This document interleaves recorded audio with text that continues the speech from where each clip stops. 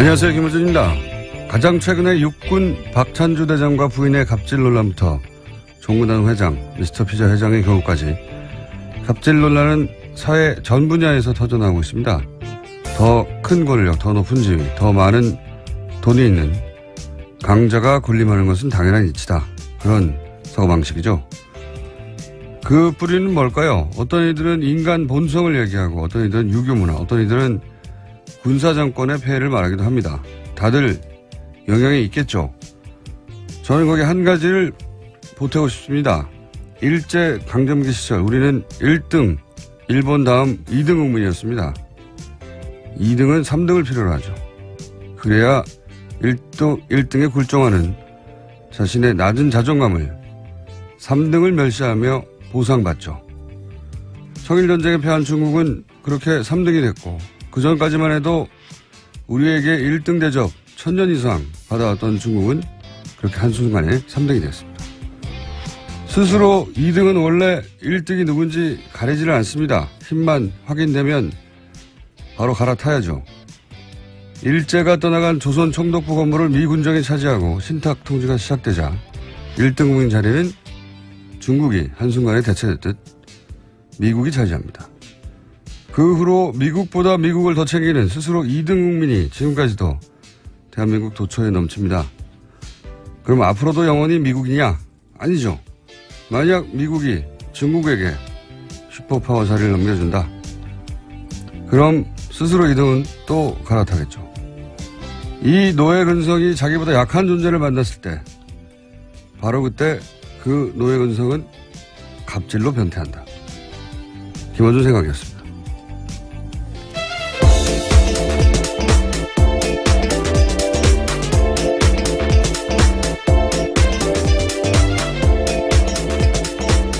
디자인의 김은지입니다. 갑질에 관한 저의 철학적 고찰 어떻습니까? 네, 변태한다란 말이 가장 인상적이었습니다.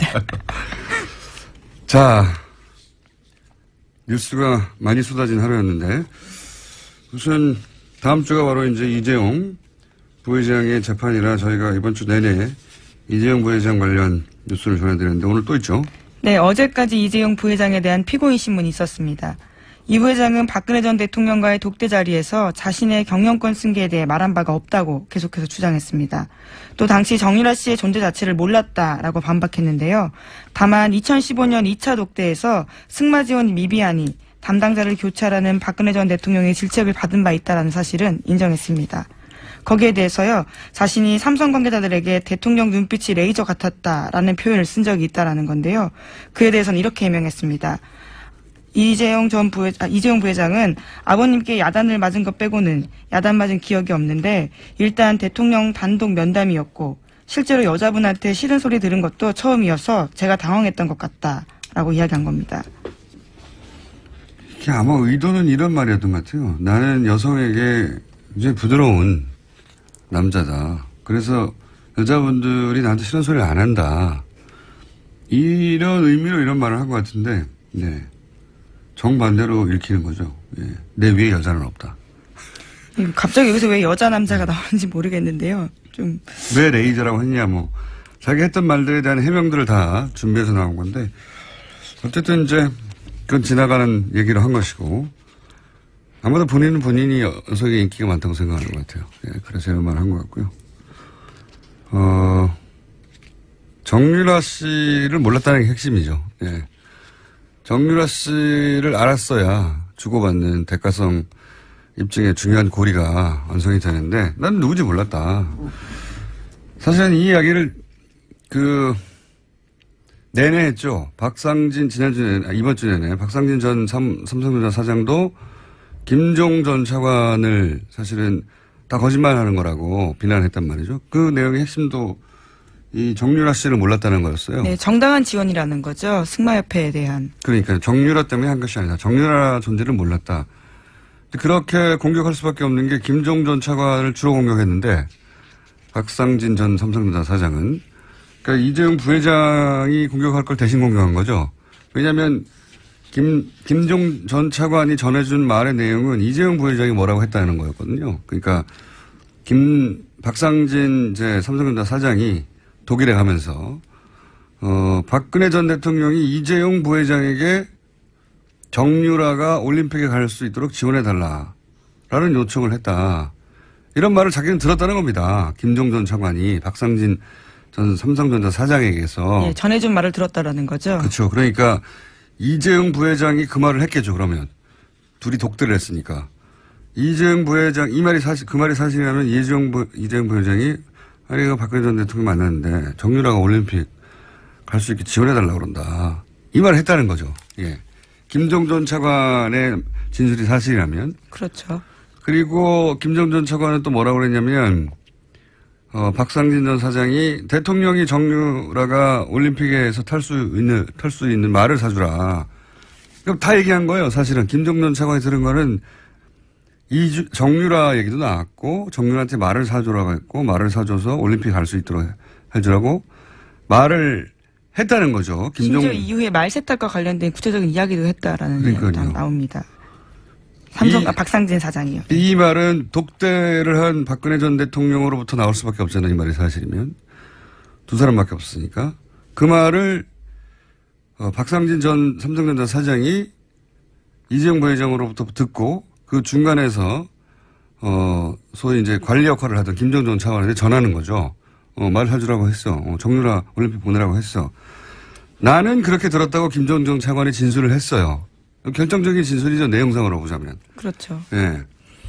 그리고 또 당시 안종범 수석 그 종범실록에 보면 대통령 지시사항이라고 적힌 메모 중에 올림픽 대비해서 말을 구입하라 이런 말이 그 내용이 나온단 말이죠. 그리고 그 메모를 한 날 안종범 수석과 당시 이제 미전실 어제도 얘기 나왔던 삼성의 브레인이죠. 중추 삼성그룹을 총괄하는 미전실 사장이었던 장충기 전 사장하고 통화를 했어요. 이 메모를 적은 날 통화 내용이 있고 앞뒤가 딱딱 맞아 떨어지는 거죠. 김종전. 근데 만약에 이 김종전 차관의 진술이 재판부에 받들어지면 이제 뇌물죄 성립에 중요한 고리가 완성되는 거란 말이죠. 근데 둘 중에 한 사람은 거짓말인 거죠. 김종전 차관은 나는 그 말을 들었어 라고 하는 것이고 박상진 삼성전자 전 사장은 그런 말 한 적이 없어 라고 상충되는 진술과 증언이 이제 법정에서 있었던 겁니다. 누구가 거짓말을 하느냐? 이럴 때는 보통 그 거짓말로 득보는 사람이 있느냐 없느냐. 그렇죠. 이해관계가 어떻게 되는지를 봐야 되겠죠. 그렇죠. 근데 김종전 차관이 이런 말을 들은 적이 없어요. 근데 들은 적이 있다고 해서 자기가 얻는 이득이 있습니까? 자기 형량하고 상관도 없는데. 자기가 그냥 들은 말을 했을 뿐인데. 자기 형량이 줄어들지도 않아요. 자기 이해가 없는 거죠. 이 사람은 만약에 이득이 상상해서 있다면 삼성 부회장이 뇌물죄로 구속되는 것은 내가 기분이 좋아. 그런 게 아니라면 법적인 이해관계가 없단 말이죠. 네, 심지어 김종전 차관 같은 경우는 증인으로 나온 거거든요. 위증했을 경우엔 처벌받을 가능성도 있습니다. 자기가 이런 말을 그럼 뭐 들었으니까 들었다고 한다. 자기는 이제 진술한 것이고. 근데 이제 박상진 전 사장이 그런 말을 한 게 만약 사실이다. 그러면 박근혜 전 대통령이 정유를 올림픽 가게 지원해달라고 했고 말 사주라고 했고 그래서 400억 지원했다. 이게 입증이 되면 있게 될 피해는 엄청나잖아요. 예. 뇌물죄 구성이 되고. 그러니까 반대로 그 말을 하지 않았다고 하면 얻는 이득이 크죠. 네, 또 피고인이기 때문에요. 네. 자신의 이해관계에 대해서는 거짓말을 하는 것 자체에 대해서는 처벌하기가 쉽지 않습니다. 누가 거짓말로 얻을 이득이 큰가 이걸 따져보면 되는 거라고 생각됩니다. 예. 다음 주에는 삼성 결론이 날 테니 또. 네, 구형이 있습니다. 결심이 있고요. 네. 선고는 8월 말 정도에 날 예정입니다. 운명은 다음 주에 시작되는 거죠. 예. 자, 삼성 이야기는 다음 주에도 계속 전해드리기로 하고 어제 굉장히 큰 뉴스가 나왔어요. 네. 국정원 관련. 국정원 적폐청산 TF 활동 소식인데요. 국정원이 민간인 여론조작팀 3,500명을 조직적으로 운영했고 한 해 예산만 30억 원을 썼다라는 겁니다. 2009년 5월부터 2012년 12월까지 민간인으로 30개 팀을 운영했는데 국정원 내부에서는 이를 사이버 외곽팀으로 불렀다고 합니다. 국정원 개혁에 따르면 사이버 외곽팀 대부분은 별도 직업을 가진 예비역 군인, 회사원, 주부, 학생, 자영업자 등 보수 친여 성향 지지자로 개인 시간에 활동했다라는 겁니다. 그렇군요. 뭐 이런 의혹은 많이 있었죠. 뭐 숫자는 안 나왔어도 댓글 부대가 운영되는 거 아니냐고 하는 의혹은 지난 2012년 국정원 댓글팀이 이제 드러난 이후로는 네. 이제 댓글 부대라고 소위 이제 적극적인 표현이 나온 게 한 7, 8년 전이에요. 7년 전쯤이죠. 예. 제가 댓글 부대에 있다고 얘기했다가 음모론자를 엄청 욕먹었어요, 그때. 7년이 지나서라서 밝혀지니 반가운데, 근데 이거는 지금 2009년에서 2012년까지의 이야기거든요. 그렇죠. 예. 우선 나온 게 이 정도입니다. 이명박 전 대통령 전 정권이 아니라 전 정권 때 이야기예요. 두 가지 정도가 뭐랄까요, 짚어볼 볼이라고 생각하는데 3,500명 나왔지 않습니까? 30개 팀 예산 30억. 국정원의 예산에 비하면 예산 30억은 아무것도 아닙니다. 특수활동비가 워낙 크게 책정돼 있죠. 그러니까요. 드러나 있지도 않고요. 저는 이 30개 팀 예산 30억은 전부가 아닐 거라고 보고요. 예를 들어서 이게 말단의 댓글 부대다. 이것만 있었던 게 아닌 걸로 저는 알고 있어요. 예를 들어서 나름 인지도 있는 소위 뭐 논객이라고 하는 보수, 그렇게 칭해지는 자칭 타칭 인사들도 이 댓글 부대의 어떤 일원으로 관리가 됐던 걸로 저는 알고 있어요. 종교단체도 있었던 걸로 알고 있고 지금은 그런 얘기는 없지 않습니까? 그 중에 이제 하나가 시발단 소위 사건으로 구속되던 윤 목사이고 그게 한 가지, 이게 다가 아닐 것이다. 이 규모도 그렇고. 국정원이 지금 정권을 다시 연장하기 위해서 시작한 일인데 예산을 30억만 썼다. 이건 저는 뭐 말이 안 된다고 보는데. 지금 나온 건 이만큼이죠. 문서가 나온 게 이만큼이에요. 예, 우선 국정원이 인정한 중간 보고 정도라고 보시면 될 것 같습니다. 그리고 또 한 가지 중요한 것은, 더욱 중요한 것은 대선 때 이제 국정원 댓글 사건이 터졌지 않습니까? 그러면서 직전에 터졌죠. 예, 박근혜 정권 들어서면서 댓글 부대 완전히 해체하고 심리전단도 더 이상 하지 않는다. 그래서 댓글 부대가 없어졌느냐? 댓글 부대는 활동했다고 저는 압니다. 예, 뭐랄까요. 그렇게 보입니다. 뭐 포탈의 댓글도 그랬었고, 각종 커뮤니티도 그랬었던 걸로 저는 사실은 그런 활동을 오랫동안 해왔던 사람은 금방 눈치챌 만큼 눈에 띄는 활동들이 있었거든요. 근데 이제 차이는 과거처럼 국정원 내부 심리 전단, 내부 직원이 직접 댓글 부대를 하는 게 아니라 다른 방식으로 했을 것이다. 똑같은 방식으로 바보도 아니고 했겠어요? 그래서 오랫동안 어떤 방식으로 했을까? 이게 가능할까? 일종의 아웃소싱을 한 거라고 저는 추정하는데 얼마 전에도 이제 유명 강사 댓글 사건이 있었잖아요. 온라인 네, 지금 강사. 고소고발전이 진행되고 네. 있습니다. 댓글 돈 받고 다는 그렇죠. 조직들, 프로페셔널한. 그 방식을 차용하지 않았을까라고 저는 오래전부터 의심해 왔는데, 네. 의심이고 추정입니다. 방식은 바뀌었을 것이고, 바뀐 방식으로 여전히 유지되지 않았을까. 그 중에 일부 알파팀이라는 얘기도 나오긴 했죠. 예. 네, 그렇죠. 보수단체 간부가 팀을 꾸렸다라는 내용이었죠. 아웃소싱의 가능성을 저는 생각합니다. TF가 활동하니까 또 추가 뉴스가 나오겠죠. 예. 그리고 이제 이 댓글 부대가 당시는 3차장 체제 하에 있었거든요. 여러 번 나왔던 얘기지만 3차장은 대북 관련 활동을 해야 하는 곳이에요. 원래는 그렇죠. 네. 근데 자국민을 상대로 전쟁을 한 거죠. 네. 실제로 원세훈 전 원장 발언 중에 있습니다. 삭제된 녹취록에서 우리 국민을 위한 심리전이 더 중요하다라는 이야기가 나온 바가 있습니다. 이게 말이 됩니까? 예. 러시아랑 전쟁하라고 예를 들어서 CIA를 만들었더니 자국민을 상대로 댓글 단 거 아니에요. 부끄러운 역사로 남을 겁니다, 아주.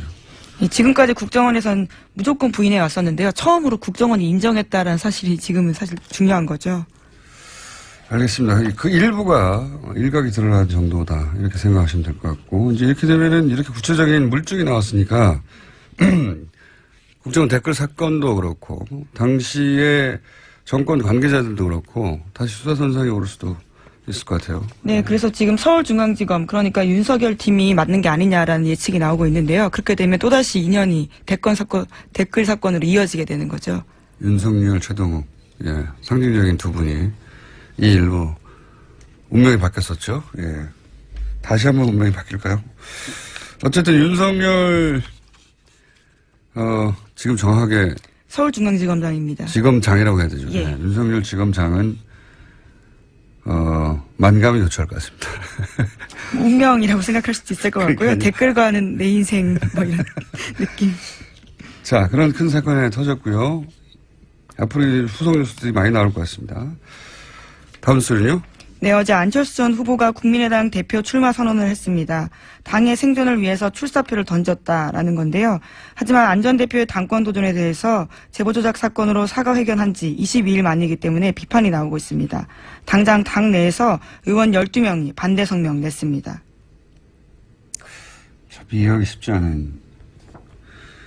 모든 것을 내려놓고 깊은 반성과 성찰을 하겠다 하고 22일 만에 깊은 반성과 성찰이 끝난 거잖아요. 예. 그리고 지금 그 당에서는 뭐 혁신위원회다, 뭐 그리고 대선 평가위인가요? 뭐 이런. 네, 그런 단이 있었습니다. 그렇죠. 대선이 끝난 다음에 외부 인사들이 이제 제3의 눈으로 객관적으로 당을 어떻게 혁신할 것인지. 네, 김태일 교수 등이 네. 하셨죠. 그리고 대선 결과를 어떻게 받아들여서 뭐 이런 활동들이 있거든요. 왜냐하면 그 정당에게 5년마다 한 번씩 돌아오는 대선은 굉장히 큰 정치 행사이고 그걸 기점으로 당이 새로 태어나기도 하고 그런 계기가 되는 것인데 이제 지금 이렇게 다시 당시 대선 후보가 등장하면 대선 후보가 당대표가 됐는데 그때 그것은 잘못됐다고 대놓고 말하기도 어렵고 이게 그 위원회도 활동이 중단된다고 봐야 할 것 같은데 사실상 모든 게 좀 부자연스러워요. 이게 20일 만에 나오는 것도 그렇고. 어제 본인은 이렇게 출마의 변을 밝혔는데요. 안중근 의사의 심정으로 당을 살리겠다. 극중 노선을 강조하면서요. 또 국민의당이 무너지면 양당 기득권 정치가 빠르게 부활할 거다. 이야기도 했습니다. 극중. 이건 뭐 처음 나온 말이란 말이죠. 맞는 말인데 말을 만들어낼 만큼 스스로도 명분이 없었다는 거거든요. 극중주의 이게 무슨 말입니까 이게. 원래 이제 중도를 더 적극적으로 극단적으로 추진하겠다 이런 얘기인 것 같은데 중도라는 것도 이미 상대적인 개념이거든요. 중도라는 게. 뭐 예를 들어서 유럽에서 중도 우파 그러면 우리나라에 오면 우리나라에서 좌파 소리는 민주당보다 훨씬 좌파적이에요. 유럽의 중도 우파가. 네, 어느 맥락에 있는지에 따라서 다른 거니까요. 그러니까요. 위치라는 건요. 정치 노선은 언제나 상대적인데 극중이 어딨어. 이런 말이 어딨어요. 말도 안 되는 말을 시기도 그렇고. 안중근 두만강. 그러면 지금 문재인 정부는 일제인가요? 모든 게 다 부자연스러워요. 난 참 이해가 안 가는. 이게 사람이 보통 결정적으로 움직일 때 힘이 두 가지란 말이에요. 욕망이거나 공포거나. 안철수 전 대표가 대선 후보로 나간 건 욕망이죠. 되고 싶다! 이런 거죠. 욕망. 근데 당대표는 너무 되고 싶은 건 아니잖아요. 이거는 그러니까 공포가 무엇일까, 안철수에.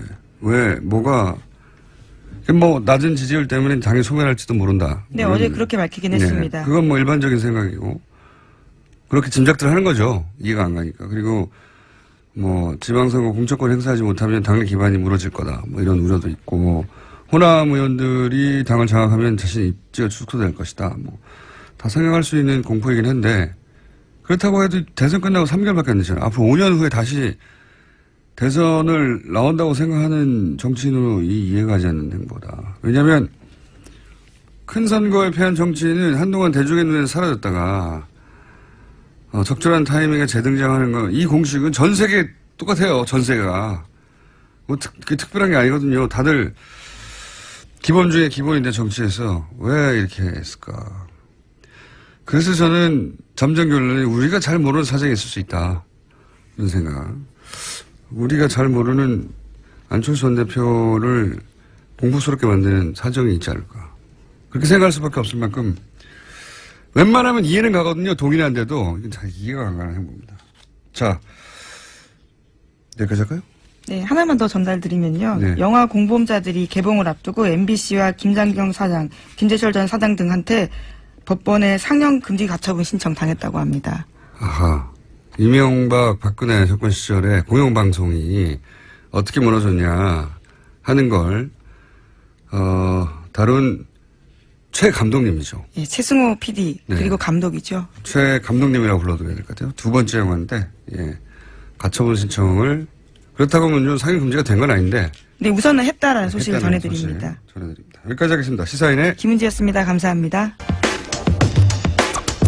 최순실은 구속됐는데 최순실 예산은 집행됐다. 지난해 문체부가 집행한 최순실 관련 예산 규모가 3천억이 넘는다는 분석이 나왔습니다. 이 문제를 제기한 더불어민주당 노웅래 의원 스튜디오에 직접 모셨습니다. 안녕하십니까? 예, 노웅래 의원입니다. 아하. 3,200억의 예산이 최순실 사업이라고 묶일 수 있는 예, 사업에 최순실 구속 이후에도 예산이 사용됐다 이런 거 말씀이잖아요. 그렇죠. 뭐 최순실이는 구속이 되고 네. 국정농단 사건이라고 규정은 됐지만 예산이 작년에 통과가 됐잖아요. 네. 그러니까 예산이 지금 집행하라고 통과가 됐기 때문에 잘못이 있고 하더라도 책임은 물을 수 있고 잘못했다고 할 수는 있지만 돈은 쓰여지고. 그렇죠. 돈은 안 쓸 쓰여졌다. 수가 없게 돼 있는 거죠. 근데 뭐 지금 그 예산 규모가 3,227억으로 지금 나와 있고요. 16개 사업이다 이렇게 보는 겁니다. 저희는. 찾아내신 예. 최순실 사업으로 분류할 수 있는 사업이 16개. 문체부에서만. 그렇죠. 문화체육 관련해서만. 문화체육만 관련해서 주로 이제 문화체육 쪽에다 주로 한 거거든요. 네. 그래서 이제 뭐 그렇다고 예산에 뭐 꼬리표가 달린 건 아니죠. 뭐 박근혜 최순실 예산이다 국정농단 예산에 꼬리표가 달린 건 없죠. 그렇게 없지만 이것이 우리가 그러면 예. 최순실 예산이라고 골라낸 기준이 뭡니까? 그럼 최순실 예산과 이제 최순실과 직간접적으로 관련된 국정농단 예산이라고 우리가 볼 수 있는 거 예. 이렇게 골라낸 게 3,227억이요. 예. 1억이고요. 그거 이제 우리 혼자서 우리 의원 사무실에서 한 게 아니고 그 나라살림연구소라고 아, 해서 예. 예산을 전문적으로 그 연구하는 예, 그 숫자 연구소랑 변태들. 네, 우리가 의뢰를 해서 예. 정창수 박사 소장이 있는 네. 거기랑 분석을 했고요. 숫자만 보면 흥분한다는 분들이죠. 일단은 지금까지는 이 결산에 대해 결산은 사실상 우리가 주로 예산 주로 심의 위주로 했고 결산은 그냥 대충 요식행위식으로 통과의례식으로 해왔던 게 그러니까 국회 관행이었어요. 2010년에 예산이 아니라 예. 예산이 어떻게 쓰여졌냐는 결산서를 분석한 겁니까? 그렇죠. 예산을 그러니까 하나하나 어떻게 집행됐는지 그걸 들여다본 거죠. 국가 예산 결산서라고 그러면 뭐 100장, 200장 아닐 것 같은데요. 이 엄청 많죠. 수천 장이죠. 수천 장을 다 숫자를 하나하나 봐가지고. 그렇죠. 이게 이제 처음에 이제 예산이 잡힌 거랑 네. 실제로 쓰인 거랑 그리고 이제 성과도 있을 거고 집행률이 다 나올 거 아닙니까? 근데 그 과정에서 어떻게 이게 계약이 됐고 수의 계약인지 경쟁 입찰인지 공모를 한 건지 서부터 해서 그게 또 위탁을 줬는지 용역을 줬는지 이런 것부터 한번 다 뒤져본 거고요. 예산 결산서 몇천 장은 될 것 같은데. 예. 몇천 장 되죠. 그러면 몇천 장을 다 분석하는 의원실은 전 본 적이 없는 것 같은데요. 요번에 아마 이 결산을 아마 분석한 거는 아마 처음일 수도 있을 겁니다. 근데 막 국정농단이기 때문에 한 거고요. 네. 사건이 몇 개월 하셨습니까, 이거를? 한 몇 개월 걸렸습니다. 그렇게 했죠, 무슨 많은 숫자를. 예. 그래서 요번에 국정농단으로 나라가 뒤집을 정도가 된 거고 그리고 나라 예산이나 국가 세금을 수천억 원을 이 특정인이 사실상은 이 먹잇감을 해먹은 거 아닙니까? 그래서 이거는 어떻게 잘못됐는지 얼마나 부당한지 이건 따져봐야 되겠다. 그러니까 어떤 예산 항목을 이것은 최순실 예산이라고 골라내신 거 기준이 있을 거 아니에요. 예. 어떤 기준으로 하신 거예요? 일단은 이제 그 예산이 뭐 부당하거나 잘못 집행되고 그리고 공정이 지금 이렇게 진척이 안 되는 예산 가운데 근본적으로 너무 지나치게 이건 아무리 봐도 타당성도 안 되고 이거 누가 봐도 이건 말도 안 되는 예산인데 이게 집 예산이 잡혔고 집행이 됐다 그런다면 이게 그걸 이제 역으로 쫓아가 본 거죠. 네, 그래서 왜 이게 잡혔냐 그러면 기본적으로 그 관리들이 공무원들이 그거에 대해 대답을 할 수가 없는 거죠. 그래서 이제 그런 과정에서 감사원도 조사를 했고 특검도 조사를 했지 않습니까? 예. 그러면서 이제 그게 중간중간 나왔고 우리는 이제 중간중간 나와 있는 얘기를 기초로 해서 예산서를 보고 직접적으로 확인을 해본 거죠. 예를 들어서 미르 관련 뭐 K스포츠 관련 등등 이미 알려진 것들이 예. 국가 예산 속에서 어떻게 책정되어 있나 예. 찾아가 보신 거군요. 그렇죠. 이제 숫자를 이제 구체적으로 한번 이게 찾아가 본 거죠. 그래서 찾아가서 모든 케이스를 다 보셨으니까 그중에서 16개를 골라내셨으니까 예. 16개를 골라낸 사업들의 특징, 패턴 뭐 이런 게 있을 거 아닙니까? 뭐 기준이라고 할까요? 예, 예. 뭐 그런 게 있다 수법 그런다면 뭐, 예. 예. 뭐 결국에는 이 뭐 예산이라는 게 최순실 씨가 이제 직접 기획을 했다든지 이 예산을 아니면 차은택이나 김종창 같은 최순실 관련자들이 관여한 국가 예산 사업을 이제 총칭해서 이제 이걸 표현한 거고요. 예. 그러면 그런 예산에 드러난 16개 사업의 공통된 특징이 뭡니까? 공통된 특징은 이제 말씀드린다 그런다면 이 사업은 기본적으로 그 사업 자체가 이 타당성이 없다. 사업들은 전부 적이 안 돼 있죠. 법적 근거가 없습니다. 법적 근거가. 첫 번째 특징이. 예. 법적 그리고 이제 근거가 없다. 공모 없이 수주 계약을 하고 수의 계약. 수주 계약 그러니까 수의 계약이죠. 수의 계약이에요. 수의 계약을 하고 공모 없이 수의 계약을 그리고 하고. 본 계약을 하면은 이제 드러나니까 네. 본 계약은 놔뒀다가 보통 하청이나 위탁이나 재하청이나 재위탁이나 이런 식으로 이제 하청에 하청을 하는. 그렇죠. 그래서 이 비위나 이런 잘못이 드러나지 않게끔 하는 수법으로 해서 그러면은 이 이제 들어간 사업이 거죠. 예를 들어서 최순실 예산인 줄 모르고 공무원들이 중간에서 이거 뭐 타당성도 없고 그 수의 계약으로 이렇게 하고 이렇게 하면 안 되죠라고 중간에 브레이크를 넣으면 어떡합니까? 보통 이제 그게 이제 그 수동적으로 이제 다 이제 일정 부분 다 관여가 돼 있다고 보는 거고요. 본인들이 이제 눈치 빠르게 영혼 없는 공무원이라는 얘기가 거기서 나온 거 아니겠어요? 그래서 대충 이제 위에서 시키니까 그러니까 직접적으로 아주 공격적으로 이 사업에 관여해서 자기가 잘못된 사업, 타당성이 없는 사업을 자기가 집어넣도록 하진 않았지만 약간 정도 차이는 있더라도 하여튼 지금 공무원들은 일정 부분은 다 책임이 있다고 할 수가 있는 거죠. 16개 사업에 관련된 공무원들 일정 정도 책임을 물어야 된다. 그렇죠. 근데 하고 싶지 않다까지는 아니어도 좀 그렇게 급한지를 몰라서 이렇게 천천히 진행된다. 네. 뭐 이런 수도 있지 않습니까? 그럼 뭐 청와대에서 연락간다든가 최순실 씨로부터 연락간다든가 아니면 그들이 알아들을 수 있는 뭐 메시지가 가나요?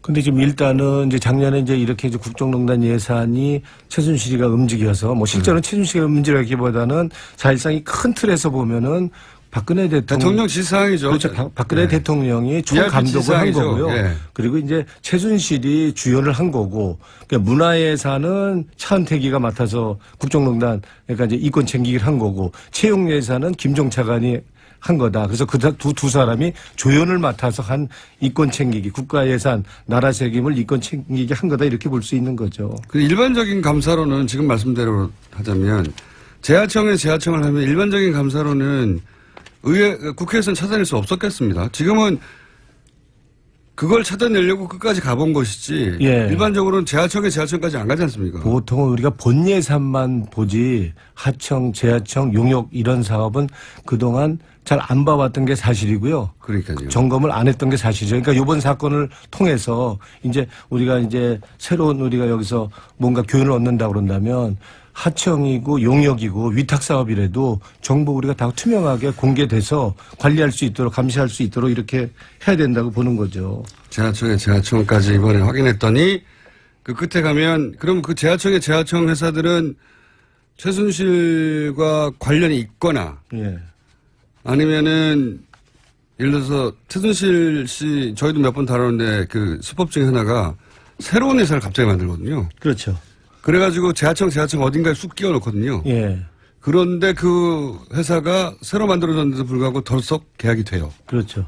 그런 패턴인데 예. 확인이 됐나요? 그런 것도? 그렇죠. 확인이 됐죠. 그러니까 보통은 본 계약이 안 들어가고 예. 하청이나 위탁이나 이렇게 들어간단 말이에요. 그러려면 신생 기업을 이렇게 만들어서 예. 그 기업이 그 위탁이나 이제 용역을 따도록 예. 그렇게 유도하는 수법으로 이제 그 사업을 따내는 거죠. 그러니까 K나 미르가 앞에 나오고 그 다음에는 새로운 회사가 밑에 나온다든가. 그렇죠.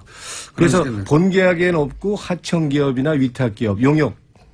국가 예산이 사업에 어떻게 집행되는지 잘 아는 사람들이 한 거네요. 그죠? 그러니까 치밀하게 준비했다고 볼 수 있고요. 이게 나쁜 행동을 했지만 아주 교묘한 진짜 머리가 비상한 사람들의 아주 그 거대한 이건 국정농단 프로젝트라고 할 수 있는 거죠. 그러니까 국가 예산이 그 돈이 최종적으로 어디로 흘러가는지 모른 채 예. 꽂히면 그게 흘러가지고 최순실 씨의 주머니로 안정적으로 지속적으로 흘러가도록 만드는 구조를 만들려고 했다. 이렇게 보면 됩니까? 그렇죠.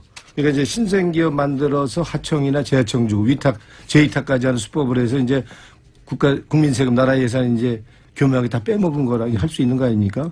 그러면 16개 사업 중에 예를 들어서 규모가 가장 큰 거는 구체적으로 어떤 사업입니까? 뭐 지금 16개 사업이 되고 국정농단 예산, 최순실 관련 예산이 3,227억이라고 말씀드렸는데 사실상 이거는 빙산의 일각이죠. 깃털 일수만 있을 수라고 할 수 있습니다. 네. 그러니까 이게 전부라. 근데 이제 16개 밝혀진 것 중에 예. 제일 큰 규모 제일 사업은 큰 규모는 여기서 이제 우리가 얘기한다고 그러는데 그 문화창조융합벨트 사업이 대표적으로 이제 큰 사업이라고 할 수 있죠. 창조. 예. 예. 차은택 씨가 했던. 그렇죠. 예. 아까 말씀드렸지만 16개 사업들이 공통적으로 공모 없이 수의 계약하고 예. 예산 집행 세부 현황을 공개하지 않고 예. 타당성 조사 근거 조작하고 사업 타당성 결여됐고 이런 건 공통적인 이런 저거고요. 근데 이거는 문화체육 예산만 국한했기 때문에 최순실의 국정농단 예산은 다른 부처까지 다 안 되면 엄청난 규모겠죠. 근데 이제 문화체육벨트는 얼마나 됩니까? 예, 거기 합친다고 그런다면 이제 아까 말씀드린 3,227억인 거고요. 이 문화창조융합벨트 사업에 보면은 2015년에는 80억이었어요, 규모가. 85. 근데 작년 2016년에는 904억이 10배가 넘게 된 거죠. 급증이 합쳐 됐죠. 1,000억 정도 산 거예요. 예, 그리고 얘네들이 원체 이제 계획에 했던 거는 총 사업 기간은 6년 후 잡고 7천억 이상을 7천억을 투입하겠다. 이제 문화창조융합벨트 사업에만 이렇게 하여튼 엄청난 거대한 프로젝트였던 거죠. 이 사업도 말씀하신 공통점 법적 근거가 없습니까? 법적 근거 없습니다. 그래서 이게 법적 근거가 없기 때문에 네. 법적 근거가 없대 법적 근거를 만들려고 했죠. 아, 없으니까. 그렇죠. 그러면 왜냐면 법을 만들어 놓고 이거 시행한 겁니까? 그러니까 아니면 예산은 법적 근거가 있어야 예산 쓸 수 있는데 그렇죠. 법적 근거가 없으니까 예산을 쓰면서 나중에 문제될 것 같으니까 법적 근거를 만들기 위해서 작년 9월 달에 네. 옛날에 새누리당이죠. 지금 자유한국당. 거기에 의원원에서 청부 입법을 합니다. 아, 청부 입법. 그러니까 말씀하신 대로 대부분 법적 근거가 없는 사업인데 공통점은 예. 근데 이제 나중에 문제가 될 것 같으니까 예산을 먼저 배정하고 예, 쓰고 그리고 계속 나서 쓰고. 계속 쓰면서 예. 법적 근거는 나중에 누군가를 시켜서 법안을 발의했다. 네. 그래서 자유한국당에. 지금 계류 중입니다. 통과 안 됐습니다. 그러니까 사실상은 지금 예산 집행이라는 게 말도 안 되는 거죠. 엉터리인 거죠. 그러니까 누군가요? 예? 누구냐고요? 청부 입법. 이응되는 의원인데요. 이거는 그냥 이응이 우리 너무 홈페이지에 우리 국회 입법부 홈페이지에 들어가서 예. 우리 이렇게 찾으면은 바로 나올 수 있을 겁니다. 이 예산 관련해서. 이응이요? 예, 이응 의원인데요. 이응 그럼 중간이 어떻게 되면 이 씨인가 보죠? 이 씨 그죠? 그렇죠. 이 씨랑 뭐 들어가는 의원인데요. 중간 글자만 알려주세요 그러면. 뭐 지읒도 들어가고 뭐 그러는 의원인데 홈페이지에 들어가서 이 콘텐츠 사업진흥법 이렇게 치면은 친박 의원이죠? 네? 당연히 친박 중에 대표적인 뭐 우리 손꼽히는 친박 의원이고요. 이지효시요? 예, 그래서 법률명만 이게 검색하면 이장호 의원이요? 누가 대표 발의고 공동 발의 누가 했는지 다 나옵니다. 이장호 의원이군요. 네. 자, 알겠습니다. 지금, 오늘은 사실은 16개 사업을 다 다루지는 못하고, 오늘은 맛보기로 이제 하는 건데, 의원님이 재밌게 하시면 또 하려고요. 그래서 저희가 맛보기로 준비했는데. 여기 여기 아주 구체적으로 한 사업 예를 보면요. 예. 문화창조 융합벨트 사업의 세부 사업 하나를 보면요. 예. 문화창조 아카데미 사업이라는 게 있습니다. 예. 연간 예산이 36억인데 예. 교육생은 39명입니다. 그러면 1인당 교육비로 1억씩 썼다는 이게 훌륭한- 야. 이런 예산이 어디 있습니까? 그러니까 이렇게 아주 뭐 거의 눈먼도 그냥 먼저 보는 사람이 임자식으로 그냥 해먹은 건데요. 그러니까 대표적으로 이런 식으로 하여튼 그냥 규정을 지키는 거 하면서 구조적으로 해서 굳고 다 새나가게끔 이렇게 해서 이속 챙긴 이렇게 해먹었다라고 하는 게 그 문화창조융합본부장 했다가 한 달 만에 경질된 이 염영숙 게임관리위원장의 증언입니다. 국회 와서 한 이렇게 얘기죠. 해먹었다. 예. 이게 이제 박근혜 그분이 국정농단 보고서는 이게 시체죠. 뭐냐고 했죠. 예. 도대체 이 돈이 왜 이렇게 쓰이냐고. 그래서 그 세금 집행 내역서 좀 보자 그러니까 지금 안 보여준 거 아닙니까? 그 잘린 것이고 그렇게. 예. 그래서 국장들 보여주니까 그 장관한테 불려가서 너 왜 그거 보려고 그러냐. 너 그만둬라 해서 이제 한 달 만에 잘린 거죠.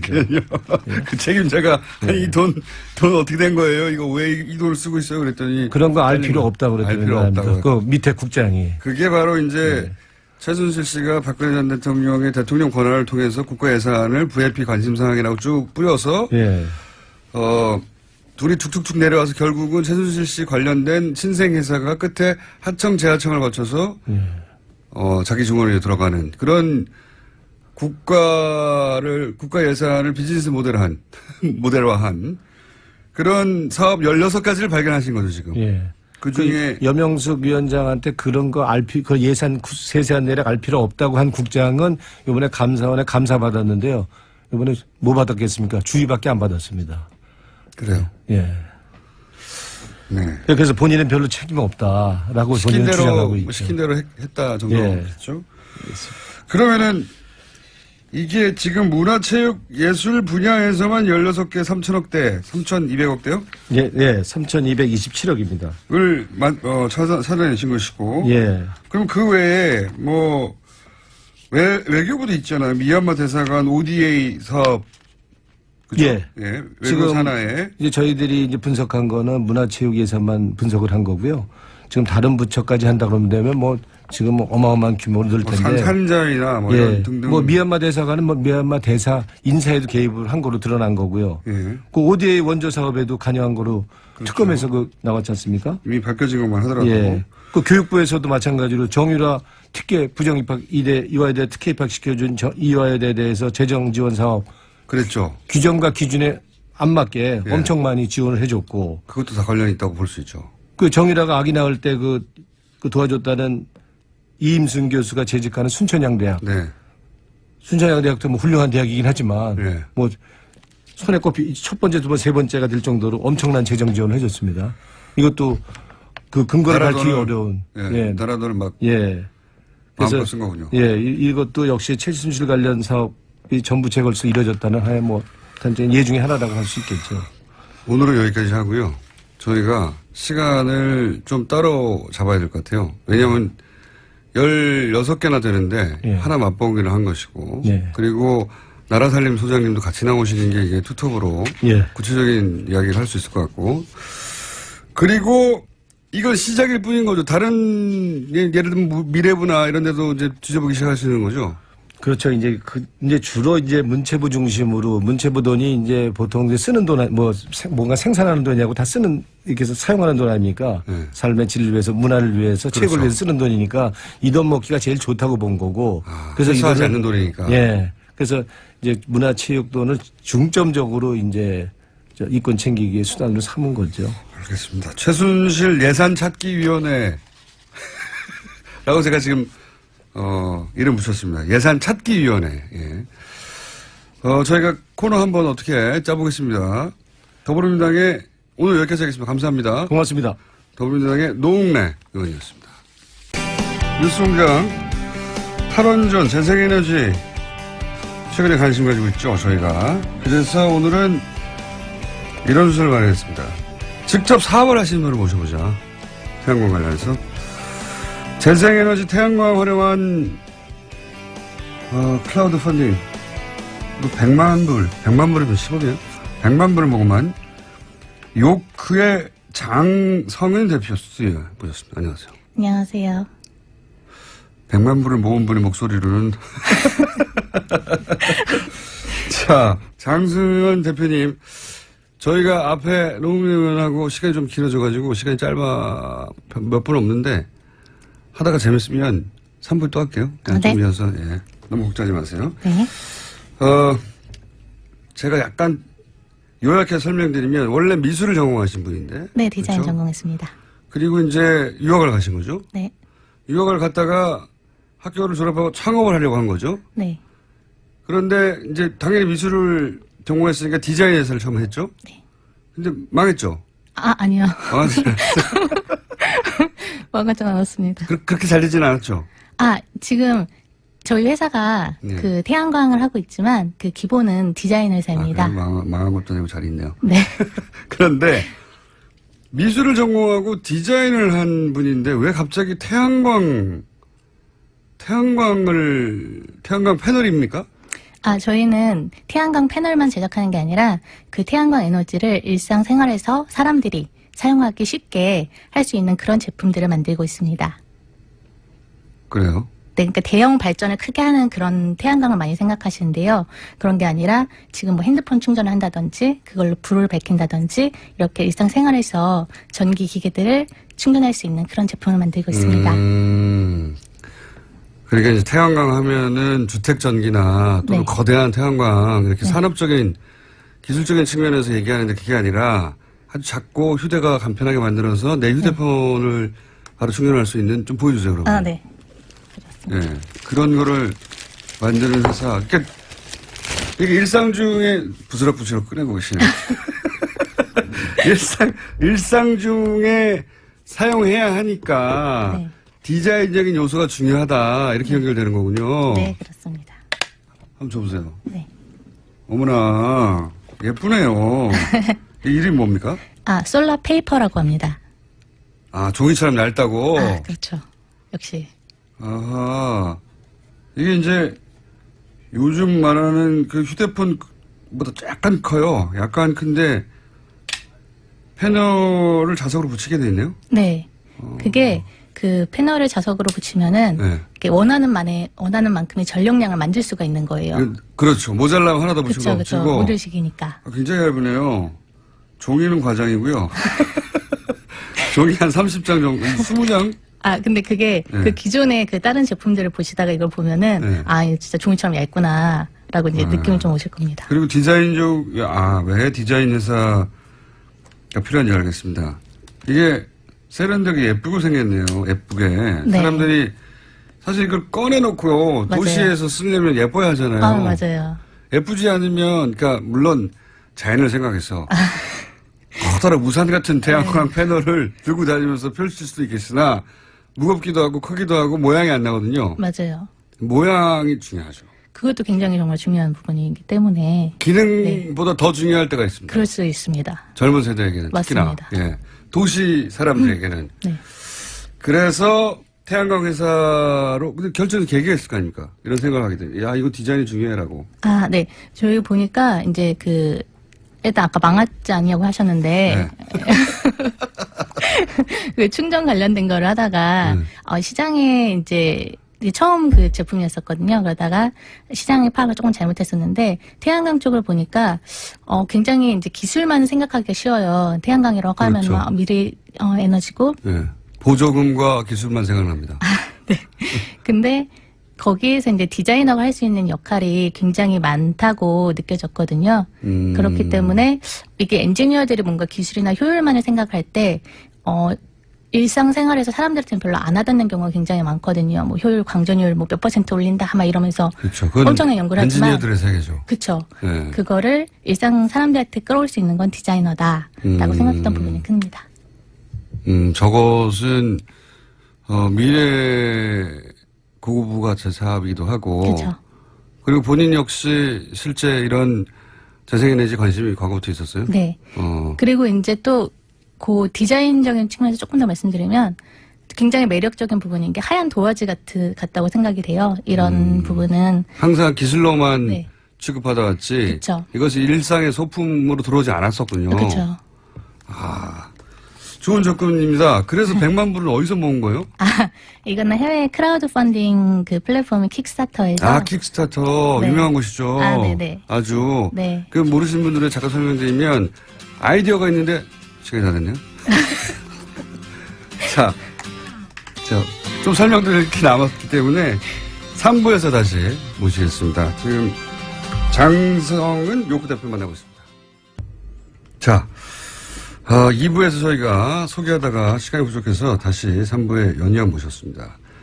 킥스타트라고 하는 스타트업 플랫폼이죠. 을 통해서 100만 불을 모아서 태양광을 일상 속에서도 활용할 수 있는 솔라 페이퍼라는 제품을 만드신 요크 회사 이름입니다. 요크의 장성은 대표 스튜디오에 2부에 이어서 나오고 계십니다. 킥스타트 잠깐 설명해 주세요. 네. 킥스타터는 이제 그 크라우드 펀딩 플랫폼인데요. 어떤 개인이나 뭐 기업이 어떤 아이디어가 있었을 때 큰 기업이 아니면 그걸 바로 제품화하기가 굉장히 어렵거든요. 그렇죠. 연구개발비도 없고. 그렇죠. 그렇기 때문에 그 아이디어를 대중에게 선보이는 겁니다. 그랬었을 때 대중이 보고서 저거는 굉장히 좋은 아이디어고 정말 실현화되었으면 좋겠다라고 생각한다면 물품이 만들어지기 전에 미리 돈을 내는 거죠. 지불을 해서. 그렇죠. 대신 아주 싼 가격에 받는 거죠. 그렇죠. 네. 그러니까 입도 선매를 하는 겁니다. 네. 근데 입도 선매의 가격 속에 그 물건이 아예 존재하지 않는 상태에서 완성품으로 만들어질 때까지의 개발비, 포장비 뭐 이렇게 다 들어가서 그 돈으로 예를 들어서 시중에서는 100원 할 것을 50원만 내고 그 50원으로 그 아이디어를 낸 사람은 물건을 개발해서 결국 그 사람한테 50원을 주고. 그렇죠. 일반한테는 나중에 100원에 팔겠죠. 그렇죠. 예. 그런 곳에서 아이디어를 올려서 100만 불을 펀딩했어요. 저도 킥스타트 가끔 들어가 보는데 재밌는 제품들이 많아서. 네. 물론 상업화에 성공하지 못한 케이스도 많죠. 많죠. 예. 근데 100만 불이면 굉장히 큰 펀딩이거든요, 이거. 네. 그죠? 그렇습니다. 킥스타트, 사상 아주 탑에 들어가는 그쵸. 네. 액수죠. 그러니까 외국에서 킥스타트가 미국 기업이니까 킥스타트, 물론 미국 사람들만 쓰지 않습니다. 전 세계 사람들이 쓰는데, 해외에서는 이게 화제를 모았다는 얘기죠. 그죠? 그렇죠. 이 제품을 만들고 혹시 뭐 외신과 인터뷰를 하거나 소개되거나 많이 했어요? 네네. 뭐 CNBC 같은 데서는 생방송으로 또 저희 제품 소개하기도 했고요. 그 외에도 뭐 BBC 클리라든지 굉장히 많은 해외 그 외신에서 보도된 바 있습니다. 국내 라디오는 처음 나오죠? 처음입니다. 예. 왜냐하면 시작할 때 말씀하셨지만 우리나라에서 태양광이라고 하면 가장 작은 게 지붕 위에 설치하는 네. 대따 큰 태양광, 네. 가정용 전기를 대체한다든가 아니면 재생에너지로 발전소로 대체할 수 있는 모델 이런 것만 생각하지 그쵸. 내 손바닥에 들어오는 제품을 생각하지는 않거든요. 네. 근데 외국에서도 이렇게 손바닥에 들어오는 얇은 제품이 없었나 봐요. 화제가 됐던 게. 네, 그런 건 없고 주로 이제 아웃도어 쪽에 네. 그런 쪽에 타겟을 많이 맞춰서 굉장히 좀 투박하고 좀 크고 그래서 일상생활에서는 아무리 내가 친환경자라고 하더라도 갖고 다니기 조금 어려운 네. 여러 가지 의미에서 좀 어려운 그런 제품들이었기 이게 때문에 무게가 어떻게 되죠? 그 패널 지금 들고 계시는 거 하나가 한 65g 정도 됩니다. 65g. 아시겠죠? 엄청나게 얇아요.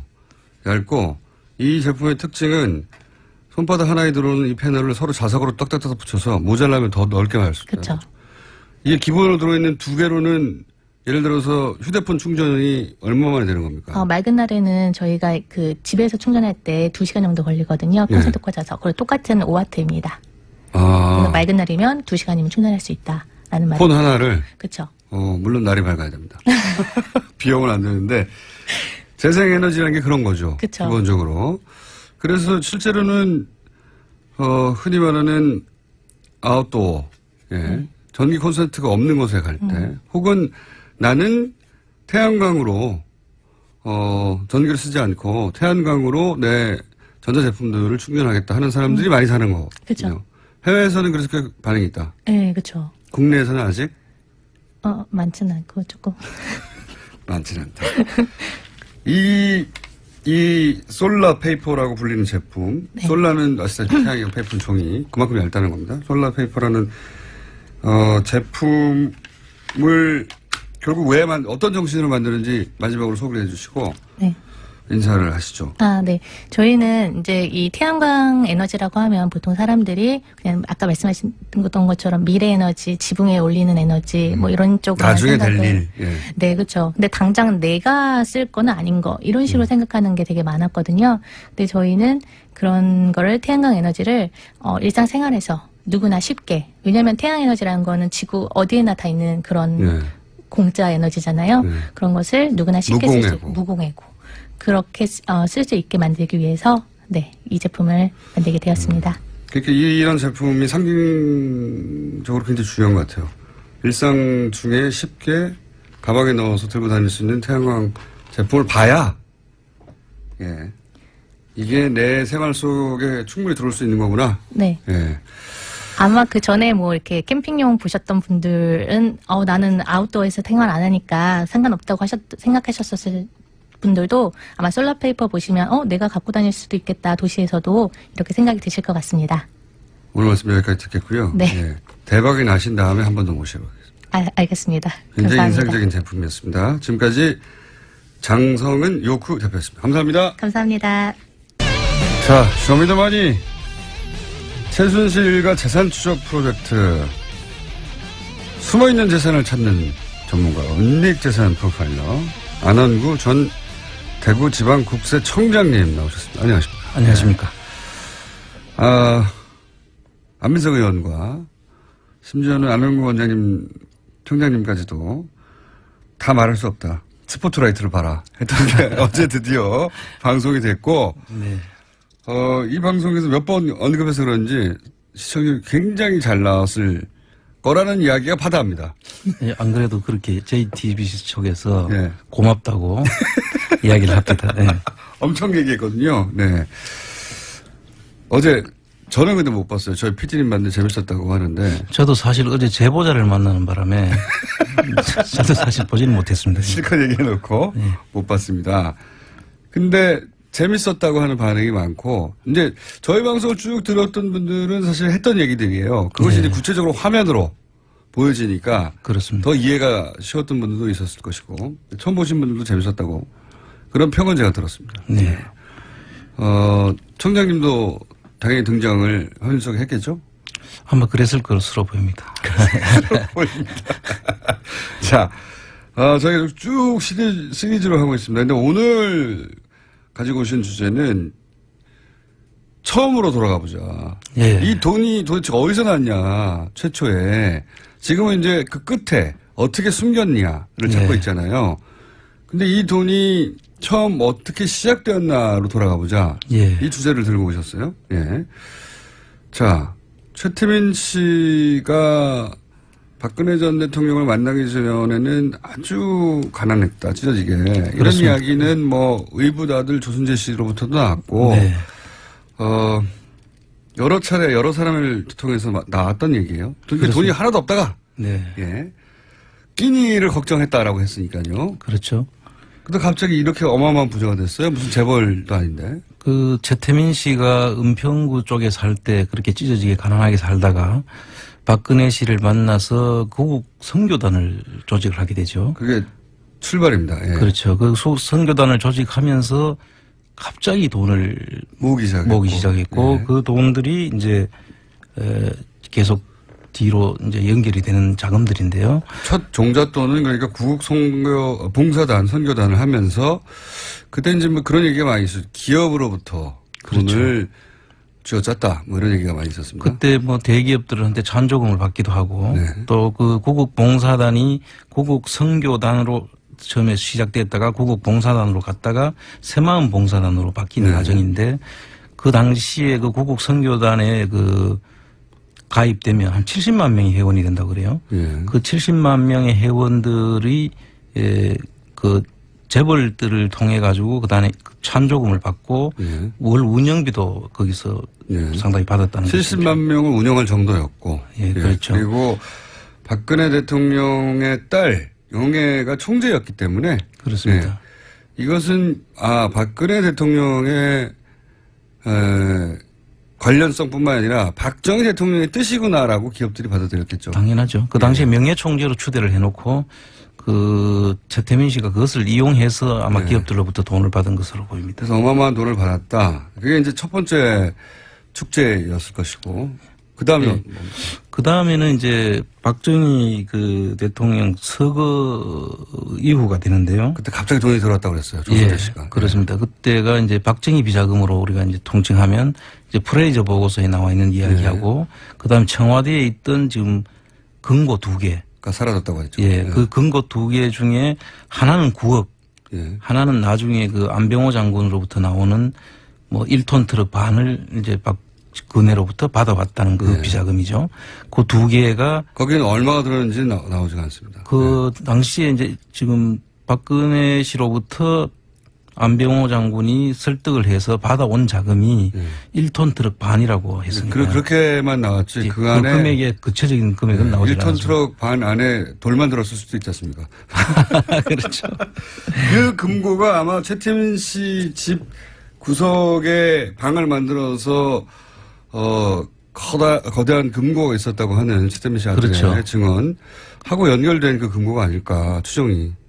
그걸로 바로 연결되는 거라고 봐야죠. 그 안에 뭐 금괴도 있었다고 하고. 뭐 CD도 있었다고 예, 하고 예. 채권도 있었다고 하고 예. 그러죠. 예. 그 안에 들어있는 게 조단이었다라고 이제.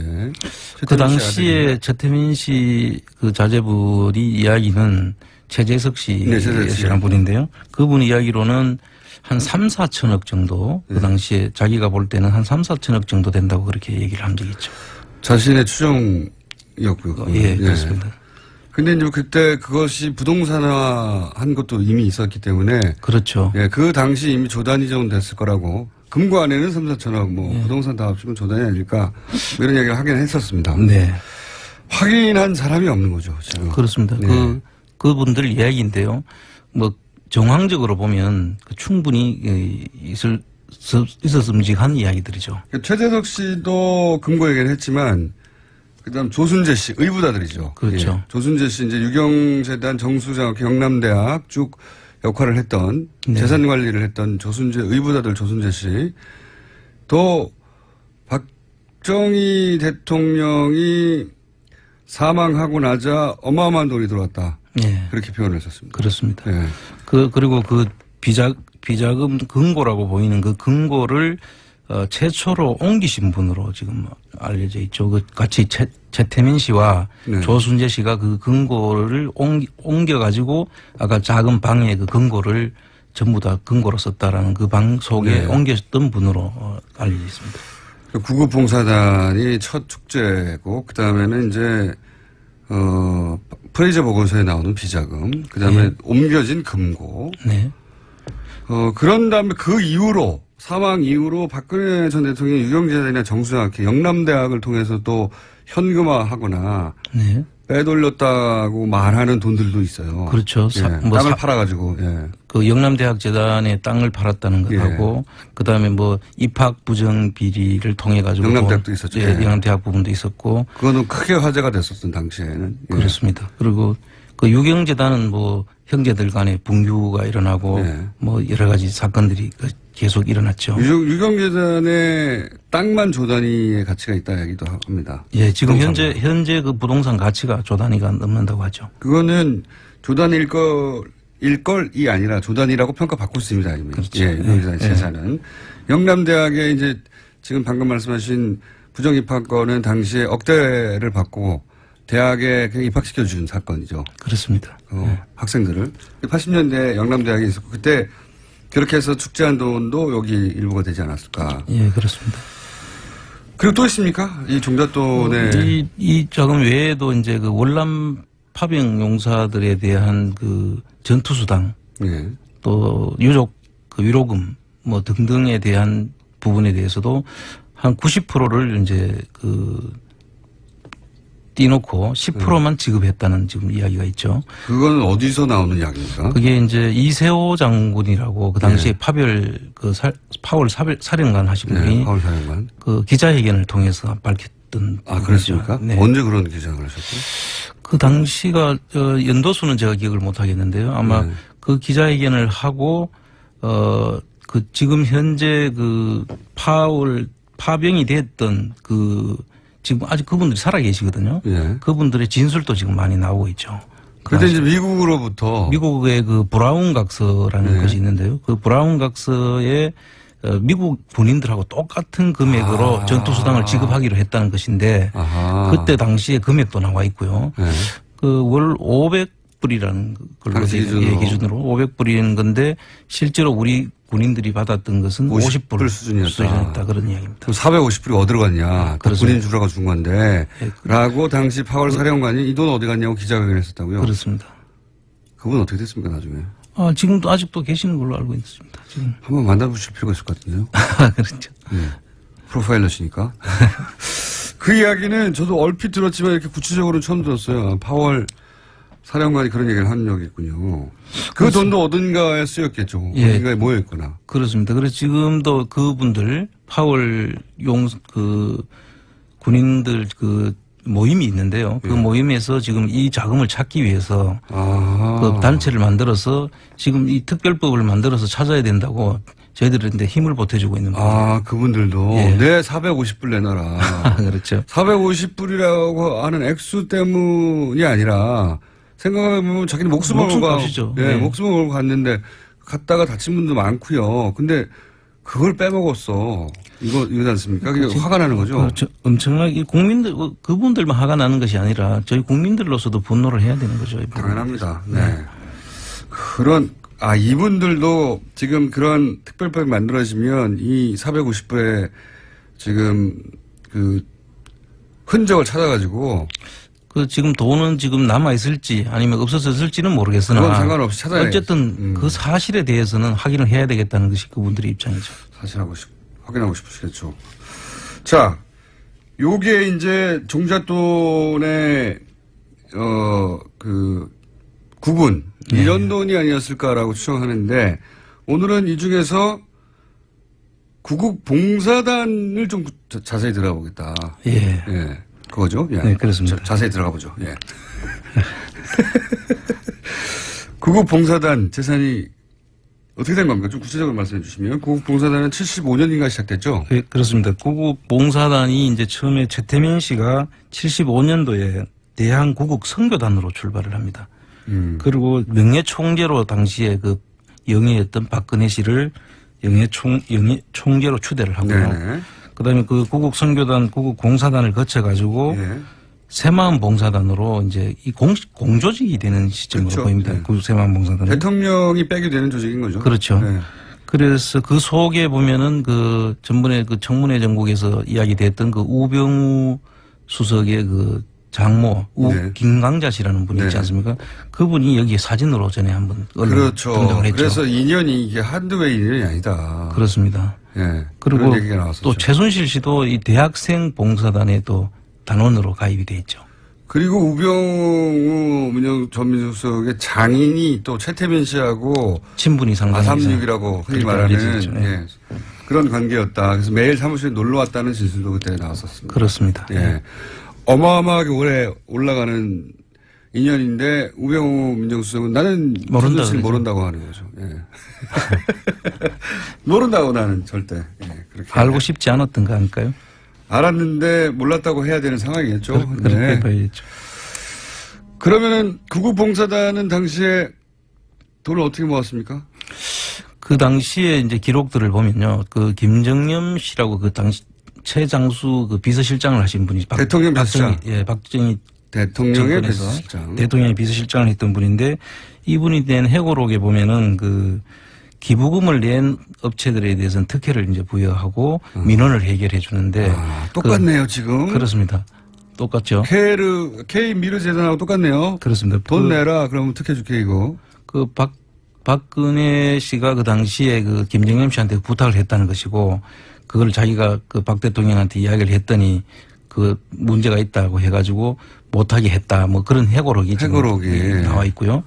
그다음에 그 실제로 그 지금 K 미르처럼 똑같이 이제 어떤 민원을 해결해주는 조건에 그 자금을 찬조를 받고 운영비도 받고 뭐 이렇게 하는 그런 구성을 가지고 있습니다. 그때 그러니까 최순실 씨는 아버지가 했던 대로 한 거예요. 그렇습니다. 아버지의 성공 모델을 그대로. 아버지의 비즈니스 모델이죠. 네. 그 당시에는 그 특별히 그 자기 창의적인 그런 방법은 생각을 못 했던 것 같고. 아버지가 착안한 아버지의 방법을 그대로 답습을 했는데. 아버지가 박정희 대통령과 했던 방식을 딸이 박근혜 대통령과 한 거죠. 그렇습니다. 그때 노란 수첩이라고 이야기 나오지 않습니까? 그 노란 수첩 네. 그 당시에 그 최재석 씨 말에 의하면 네, 최재석 씨는 아들입니다. 최태민 씨 아들의 그 노란 수첩에 이런 방법들을 맞습니다. 전부 다 정밀 기록을 해놨다는 것 아닙니까? 노하우. 돈을 해먹는 노하우 거기 다 그렇습니다. 있었다고. 예. 예. 거기에 그런 말도 하셨죠. 거기에 노하우, 재벌로부터 돈을 뜯어내는 방법도 다 있었지만 그 돈을 어떻게 숨기느냐는 방법. 자금 세탁하는 예. 방법까지 상세하게 적혀 있었다고 하고. 그래서 개인이 돈을 들고 가봐야 얼마 되겠냐 그거. 기업을 통해 세탁해야 된다. 기업은 해외에서 사업도 하고 투자하니까 기업 돈으로 나가면 어마어마하게 그냥 나갈 수 있다. 그 기법이 아버지 수첩에 적혀 있었다고. 그 부동산 그 물려주는 방법, 예. 그 다음에 이제 기업을 통해 자금 세탁하는 방법, 뭐 등등 해서 여러 가지 다양한 수법들을 아마 전수를 했던 것이. 보물수첩이죠, 보물수첩. 봐야 됩니다. 예. 그 보물수첩이 어디 갔는지 최재석 씨가 최태민 씨한테 찾고 싶었으나 없었다. 네. 예, 없었고 아마도 그걸 보고 최순실 씨가 지금 이런 사업들 그러니까 뭐 돈을 해외로 빼돌린다든가 네. 아니면 K미르 재단 만든다든가 하는 것들을 다 구상한 게 아닐까 뭐 이렇게 추정을 했었죠 그때. 예, 그렇게 봐야죠. 개연성이 굉장히 높습니다. 네. 예. 그리고 그렇게 모은 돈은 누가 관리했습니까 그러면? 그 모은 돈을 이제 최태민 씨가 처음에 관리를 하다가 예. 그 최태민 씨 사망 이후에는 임선희 씨한테 잠깐 갔다가 부인, 예. 최순실 씨 모친. 부인으로 갔다가 그 딸 최순실 씨로 지금 내려오는 과정이고 지금 이제 다시 그게 정유라까지 가지 않았나. 예, 3대째로 가지 않았나. 지금 그렇게 보이고 있습니다. 조순재 씨가 그런 말도 했어요. 돈천지였다고. 예. 돈이 너무 많이 들어와가지고. 하여튼 뭐 박근혜를 그 명예총재로 앉혀놓고는 돈천지였다 이런 녹취록이 있죠. 그러면서 그런 말도 했습니다. 정말 이해할 수가 없는 것이 왜 그것을 박근혜 전 대통령이 관리한 게 아니라 왜 최태민에게 다 전재산을 관리했을까. 그 대목을 이해할 수 없다고 그 녹취록이 남아있거든요. 그 당시에 사실 박근혜 씨는 그 사회활동도 해본 적이 없고 예. 그 돈을 관리할 만한 그런 그 경험이 없었죠. 뭐 그렇다 하더라도 조순재 씨는 그 대목이 이해할 수 없다고 뭐 두 사람 뭐 특별한 관계나 뭐 그런 것도 작용했을 수가 대단한 있고요. 신뢰 관계가 아니었겠는가 뭐 이런 주장을. 신뢰 관계보다 더 넘어서는 선으로 갔을 수도 네, 있죠. 이익 관계가 아주 탄탄한. 네. 뭐 이해할 수 없다고 남기긴 했습니다. 녹취록이 생각나서 말씀드렸고. 근데 그 중에서 좀 구체적인 사례는 없습니까? 예를 들어서 이걸 봐라 이런 식으로 한 것이다. 그렇습니다. 그 구국 선교단 그 당시에 그 안양에 있는 그 석수동 땅이 있습니다. 구국선교단 소속 소유의. 아니 그 당시에는 그 경기도 소유였죠. 예. 경기도의 그 종축장 토지였는데 예. 그 토지가 한 7만 평이 이르는데요. 예. 그 7만 평을 구국 선교단이 네. 사서 신모 씨라는 분한테 이제 그거를 넘겨주는데요. 예. 넘겨주고 봉사단이 일단 사가지고 예. 안양시로부터 예, 시로부터 경기도로부터 사서 예. 그거를 다시 신모 씨한테 매각을 하고 예. 그 신모 씨는 1628명에 해당되는 그 당시에 그 사람들한테 여기에 청계천 공구상가가 들어올 거니까 사라고 해서 그 1628명이 그걸 샀습니다. 그런데 이 사는 과정이 아주 수상하죠. 기획부동산의 전형적인 모델입니다. 그때부터 벌써 기획부동산의 형태였는데 사실 이 신모 씨가 구국 봉사단으로부터 등기가 넘어오기 전에 신모 씨 거 소유가 아닌 시점에 이걸 계약을 합니다. 1628명하고. 완전 기획부동산인데요. 차이가 있다면. 기획부동산도 거기다 구국 봉사단을 끼워서 자기 소유도 아닌 상태에서 이미 소유가 될 걸 알았던 알고 네. 그거를 전부 다 1628명의 그 지금 현 소유주들한테 팝니다. 그런데 이게 지금까지 묶여 있어 가지고 지금 그 전혀 재산권 행사를 할 수 없는 상태죠. 1680명. 1628명이나 되는 분이 여기에 지금 아직도 재산권 행사를 못 하고 있는 그런. 이분들은 말하자면 속은 거네요. 그렇습니다. 당한 거네요. 당한 거죠. 지금 일종의 이제 토지 사기죠. 그런데 그 이후에 그 돈을 이 1628명. 시간이 다 돼버렸습니다. 아, 그렇습니까? 하이라이트인데. 하이라이트 들어가기 시작했는데 그 구체적 사례가 이거 말고 더 많이 있네요. 쭉 보니까. 예, 그렇습니다. 근데 이 부분은 꼭 한번 다시 이야기를 해야 될 것 같습니다. 당연히 다음 시간에 할 거고요. 번개 한번 때리고 끝내야 될 것 같습니다. 오늘은 여기까지. 시간이 너무 짧았습니다. 오늘 앞에 솔라페이퍼 때문에 약간 시간이 줄어들었는데 다음 주에 제가 만에 시간을 드리겠습니다. 아주 재밌었고요. 요거 자세한 내역들 다음 주 이어집니다. 안원구 전 대구지방국세청장님이었습니다. 감사합니다. 예, 감사합니다. 친절한 AS. 요크 장성윤 대표 목소리는 송채경화 기자로 착각했네요. 그런가요? 예. 그런 문자가 껴왔습니다. 예산휴게소에 큰일을 보려고 들렸는데 스피커로 뉴스공장에 쩌렁쩌렁 들리네요. 예산휴게소 누가 드시는지 모르겠는데 앞으로 계속 틀어주세요. 공장장님 바람 새지 마세요. 그 뒷말 웃깁니다. 너무 섹시하잖아요. 주말 특근 저희가 주말에도 한 주간에 방송 중에 핫한 부분을 골라서 주말 특근 저희 게스트들이 진행하는데 최근 라디오 청취율 조사에서 동시간대 압도적 1위를 했다고 합니다. 뉴스공장 청취율 2자리 만들기 프로젝트 가동 중입니다. 온 집안의 라디오를 다 틀고 있어요. 한 사람은 한 번밖에 안 돼요. 여기까지 하겠습니다. 동심 파괴자, 네. 신화 파괴자, 가치한 미식가 황교익 마칼레니스 나오셨습니다. 안녕하십니까? 안녕하세요. 그 파괴자라는 말에 네. 그 전통 파괴자라는 말까지 같이 붙어 있어요. 전통 파괴자. 예, 잘못 알려진 전통 파괴자. 네. 예.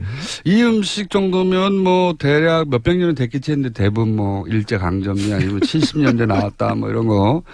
엄청난 동심과 전통이 파괴되었어요. 전통인 줄 안 것들이. 그래서 제가 지난 시간 마지막에 도대체 오래된 건 뭐냐. 네. 진짜 오래된 거. 진짜 오래된 거. 그때 미숫가루라고 하고 딱 방송이 끝났습니다. 그래서 진짜 오래된 거 한번 해봅시다 했는데 미숫가루 얼마나 오래된 겁니까 이게? 당군 할아버지가 먹었을 음식으로 저는 미숫가루를 꼽아요. 미숫가루가 끼니로 먹었던 음식. 당군 정도로 올라간다. 네, 그 정도까지 올라가요. 그러니까 한반도에 정착한 이래로 쭉 먹어왔던. 그렇죠. 그 여름 되면 우리 이렇게 미숫가루. 요즘 잘 안 드시는 것 같은데. 옛날에 우리 그 미숫가루 참 많이 먹었잖아요. 저도 그렇죠? 어릴 때는 여름 음료수 하면 미숫가루를 푼 다음에 얼음을 띄워가지고 얼음 띄워서, 그죠. 마시는 거 그거였거든요. 좀 이거 뻑뻑하게 해가지고 예, 먹으면 이렇게 걸쭉하게. 끼니도 되잖아요. 함께. 반 정도는 끼니가 됩니다. 예. 네. 그래서 그런 식으로 예전에 먹었을 것이다라고 이렇게 추정을 할 수 있어요. 뭐 기록에도 있습니까 이런 거? 기록은 없어요.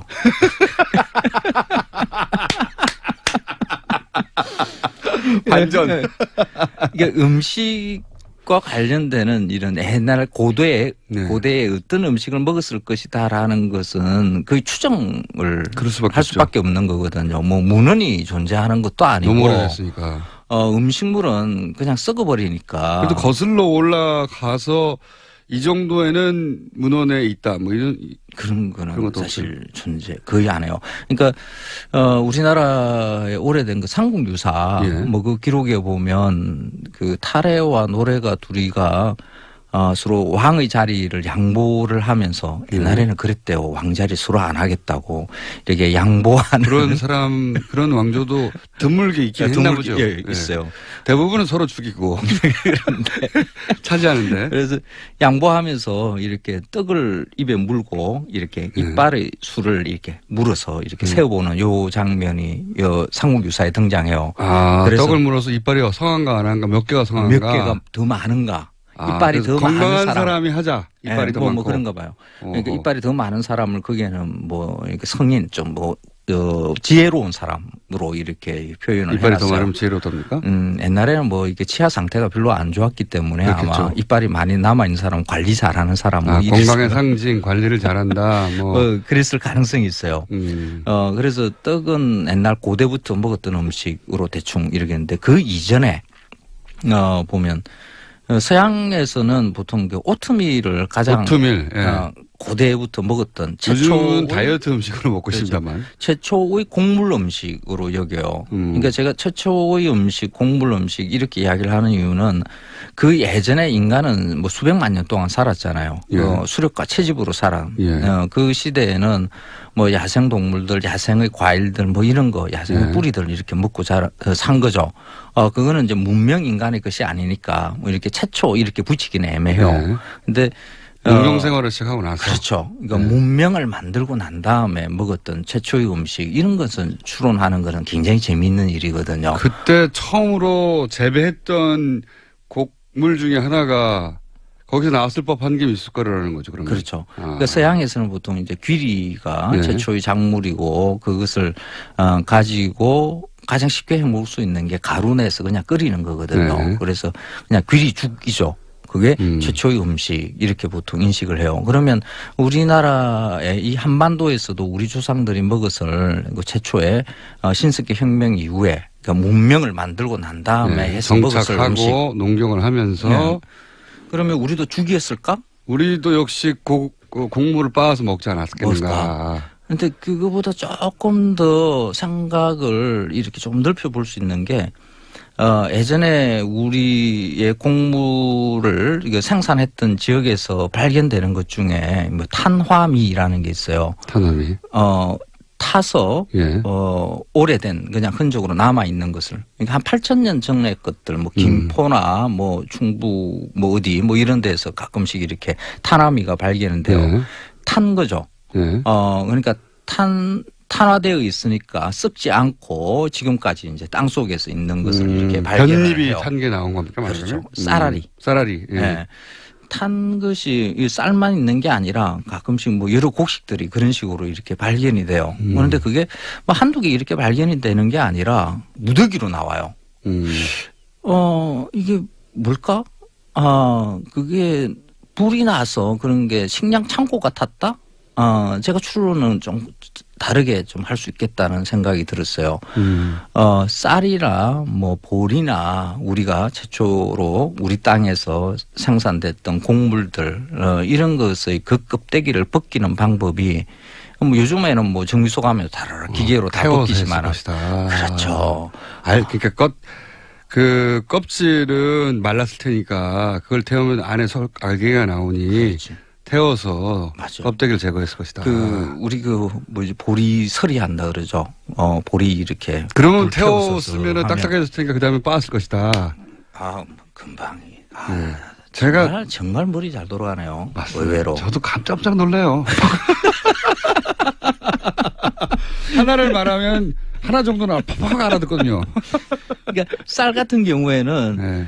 지금 우리가 백미로 이렇게 도정하는 이런 기술은 근대화 초기 그러니까 일제강점기 초기 넘어갈 때 그때 미국의 기계가 들어오면서 도정기계가. 우리가 네. 백미라는 걸 먹기 시작했어요. 그러니까 조선시대에 그러면 쌀을 어떻게 도정했는가 사실 기록이 없어요. 그때는 두드려 팼잖아요, 보통. 그렇죠, 네. 보통. 그런데 이게 왕결을 벗겨내는 방법이 그렇게 쉽지가 않아요. 그게 맞습니다. 뭐 저도 해봤는데요, 장화나. 어린 시절에. 네. 손으로 한다는 거는 너무 작고 예. 효율도 안 나고 하다가 지치고 불가능한 얘기예요, 사실은. 그렇죠. 예. 그래서 그 조선에서 했던 방법은 가장 일반적이었던 게 이런 방법이었을 거예요. 나락제 이렇게 예. 쪄서 말려서 털어낸다. 그렇게 털어내면 흔히 말하는 찐살이라고 이야기하죠. 그래서 불이 될 그런 것이다. 식으로 이렇게 하면 잘 그 껍데기가 벗겨져요. 그리고 쪘기 때문에 이거는 보관도 오래돼요. 수분만 적절히 조절을 하면 그러면서 떡이 바짝 나왔구나. 말리면 그렇죠. 오래 네. 둘 수가 있어요. 떡은 나중에 또 다르게 한번 우리 한판 풉시다. 그러면 그 이전에 찌거나 뭐 이렇게 하는 그 탈곡 방법 이전에. 말고 그 네. 이전에는 가장 쉬운 방법이 불에 거슬려서 손으로 슬슬 비비면 그 껍데기가 벗겨지거든요. 그렇겠네요. 우리 그 보리서리 할 때 그때의 것을 머릿속에 떠올리면 돼요. 그 보리를 그냥 불 위에 이렇게 놓고 이렇게 슬슬슬슬 거슬리고 난 다음에 그걸 손으로 그냥 수수수 비비면 그냥 알곡이 그냥 나오거든요. 이 상태에서 알곡을 그냥 먹을 수도 있지만은 딱딱하잖아요. 딱딱하죠. 네. 이것을 모든 농경과 함께 만들어지는 여러 기물들 중에 그 확이라는 게 있어요. 평평한 돌멩이 위에 그냥 둥글둥글하게 생긴 돌멩이 하나, 요 두 개, 판때기 하나와 원시 동그란 돌 절구네요. 하나. 그렇죠. 그거 가지고 그냥 손으로 수수 이렇게 문지르면 그 곡물이 그러니까 신석기 혁명 이후에 모든 농경 지역에서 발견되는 이 기구거든요. 원시적인 절구. 그렇죠. 그거 가지고 불에 거슬린 그 나락을 올려놓고 이렇게 슬슬 문지른 거죠. 그러면 결국 곡물 가루가 되고. 곡물 가루죠.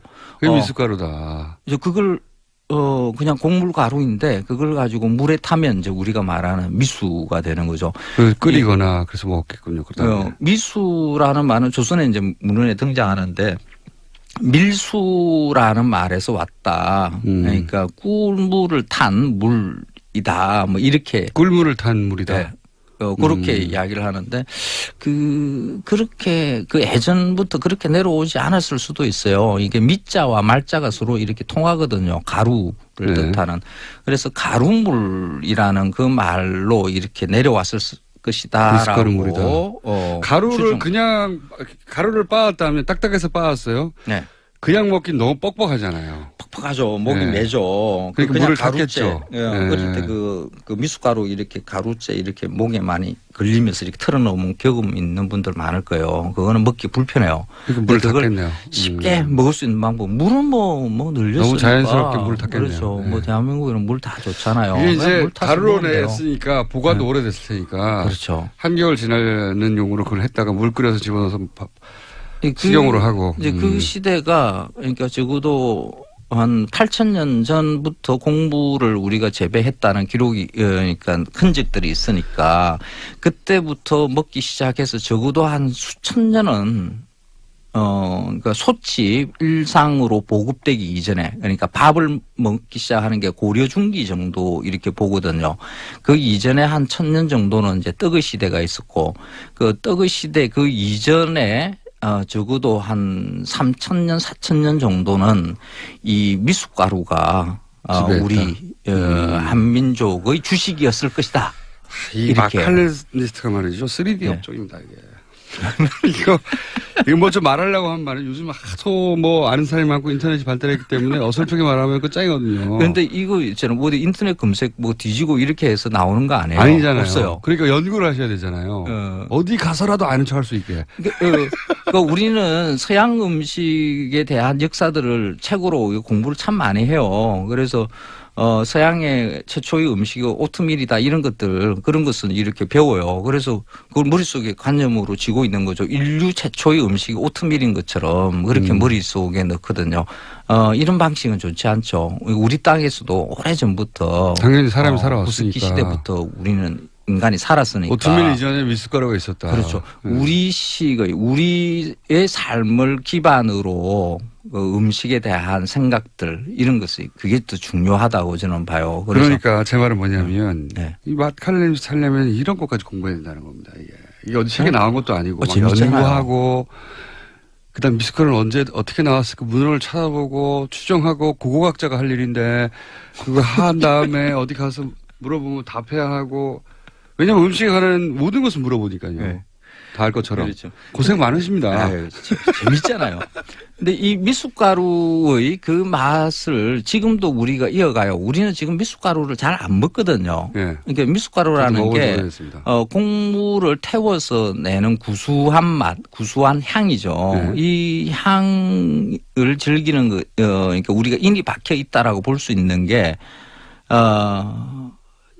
곡물 음료들을 보면 누룽지 향 이렇게 해가지고 보통 많이 가미돼 있어요. 네. 우리가 마시는 음료들 중에 한국인 특유의 음료 중에 하나가 이 곡물차들이거든요. 그게 누룽지 향이 뭐냐 그러면 곡물이 솥바닥에 타면서 내는 그 구수한 냄새거든요. 네. 이건 미숫가루 향이에요.